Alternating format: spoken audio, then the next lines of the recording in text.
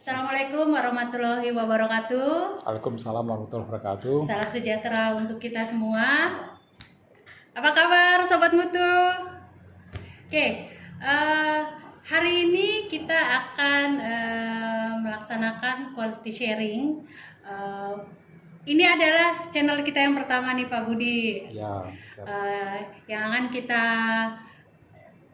bahas mengenai konten-konten atau isu-isu mengenai kegiatan inovasi dan improvement. Jangan lupa untuk subscribe, like, and notif. Nah, perkenalkan di sini saya Rita Duyana yang akan memandu acara ditemani oleh Coach Budi Hartono. Halo. Apa kabar Pak Budi? Baik. Sehat. Ya, sehat. Kita 1 meter kan? 1 meter ya, Protokol, tapi kita nggak pakai protokol. masker nih. Oke, nah ini teman-teman terkait COVID-19 banyak perusahaan-perusahaan yang terkena dampaknya nih Sobat Mutu nih. Nah banyak kegiatan inovasi dan improvement yang tidak berjalan sesuai timetable-nya.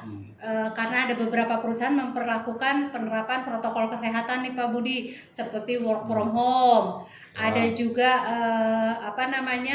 pembatasan kegiatan eksternal. Ada juga efisiensi perusahaan yang berdampak pada kegiatan secara tidak langsung. Nah, pasti teman-teman pengen tahu nih, untuk Sobat Mutu nih Pak Budi, kira-kira di masa sekarang kegiatan inovasi improvement apa yang paling efektif diselenggarakan atau dilaksanakan teman-teman di perusahaannya?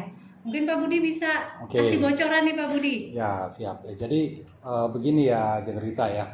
Jadi saat ini kita sedang ada di era wabah COVID-19 ya. Jadi banyak sekali perusahaan, organisasi terkena dampak. Jadi kita nggak bisa seleluasa waktu itu.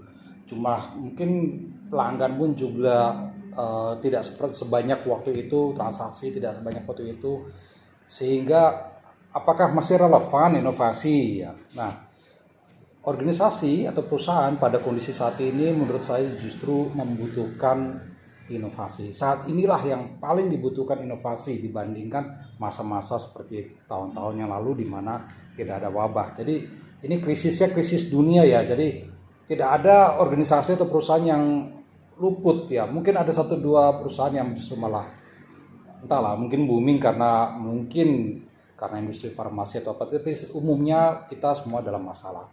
Sehingga kita perlu pendekatan baru, perlu strategi baru dalam bisnis. Nah, idenya dari mana? Daripada kita pusing cari ide atau apa, setiap organisasi, setiap perusahaan bisa memberi kesempatan pada seluruh anggota perusahaan ya, anggota organisasinya, pada karyawannya untuk sumbang ide. Ya, jadi kita bisa terapkan yang namanya quality innovation concept. Ya, quality innovation concept ini adalah kegiatan atau aktivitas inovasi yang dilakukan oleh siapapun ya, dan dia bedanya dengan QCC, QCP atau SS ya, QCI itu ini tidak memutar PDCA setelah komplit ya, jadi hanya plan saja. Kalau yang biasa kita kenalkan PDCA komplit ya, ini hanya plan saja.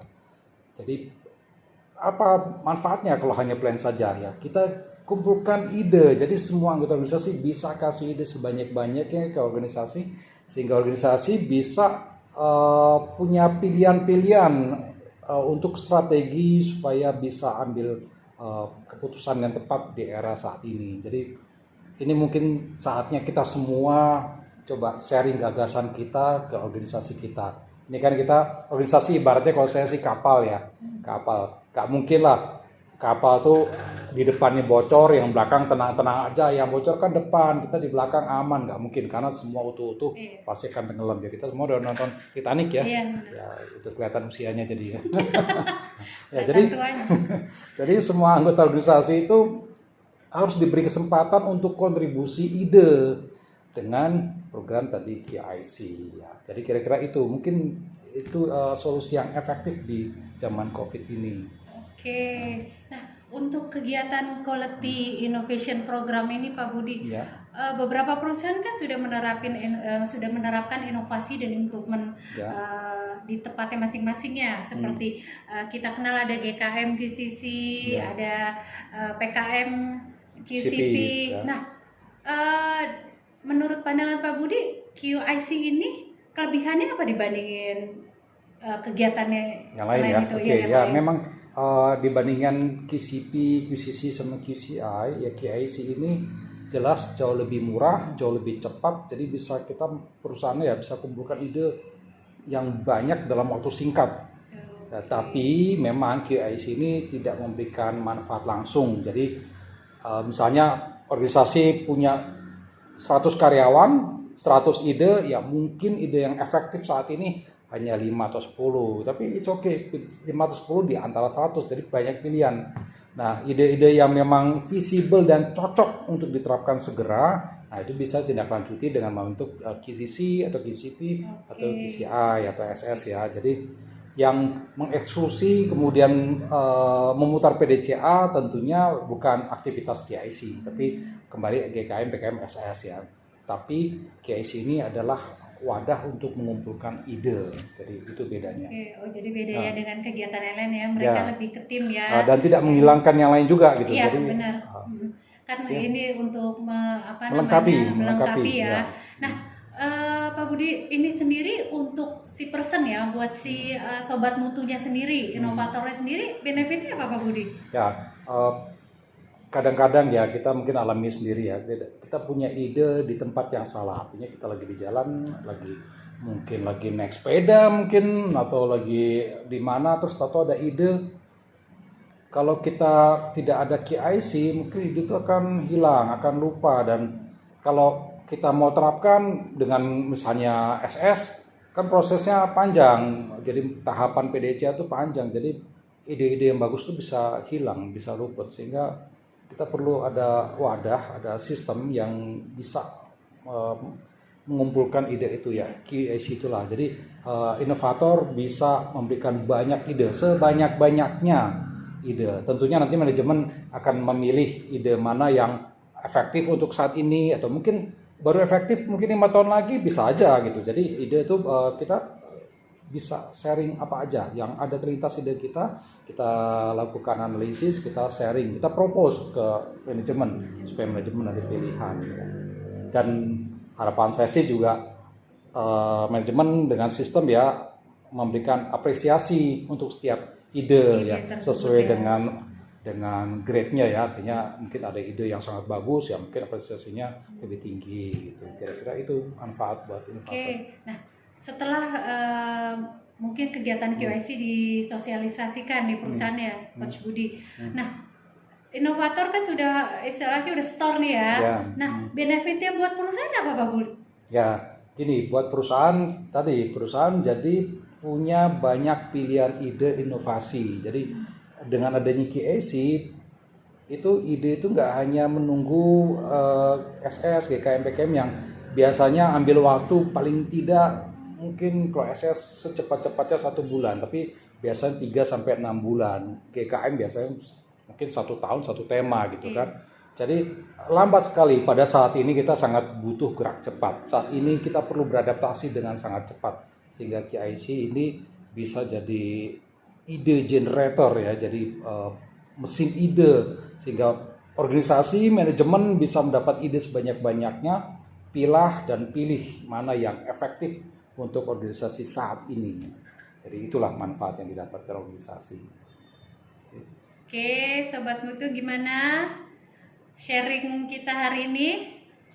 Nah, kita bulan ini sepertinya ada acara e-learning terkait QIC ya. Oh iya, acara tersebut akan kami lakukan via Zoom tanggal 22 dan 23 Juli ini. Buat teman-teman yang mungkin ingin menggali lebih dalam mengenai kegiatan QIC, dan masih banyak beberapa pertanyaan-pertanyaan yang bisa dilengkapi bila mengikuti kegiatan ini acaranya saya ulangi tanggal 22 sampai 23 Juli. Untuk registrasi dan informasi lebih lengkap bisa menghubungi nomor yang tertera di bawah layar. Nanti akan kami bantu untuk registrasinya Pak Budi ya. Nah, buat teman-teman yang juga masih ada pertanyaan nih, mau cepet bisa tulis di kolom komentar. Nanti kita Ya, mungkin ya kita Pak Budi ya, respon ya, dan kita seminggu coba. 2 minggu lagi kita akan coba rekap dan kita akan coba buatkan Ya. channel quality sharing khusus Q&A mengenai quality konsep, innovation konsepnya ini. Nah, buat teman-teman sobat mutu, semoga quality sharing kita kali ini dapat bermanfaat. Semoga kedepannya bisa terus melakukan kegiatan-kegiatan inovasi dan improvement. Akhir kata, saya ucapkan terima kasih Coach Budi untuk sharingnya kali ini. Mudah-mudahan jangan Ya. lelah ya untuk sharing-sharing Siap, selanjutnya. Karena pasti banyak-banyak nih sobat mutu Siap. yang banyak questionnya gitu. Monggo kita coba fasilitasi. Oke, saya sebagai host mohon maaf apabila ada perkataan dan kata-kata ya Pak Budi ya yang kurang berkenan. Semoga kita dapat bertemu di sharing-sharing selanjutnya. Oke. Oke Pak Budi, kita salam. Oke, salam inovasi. Dah.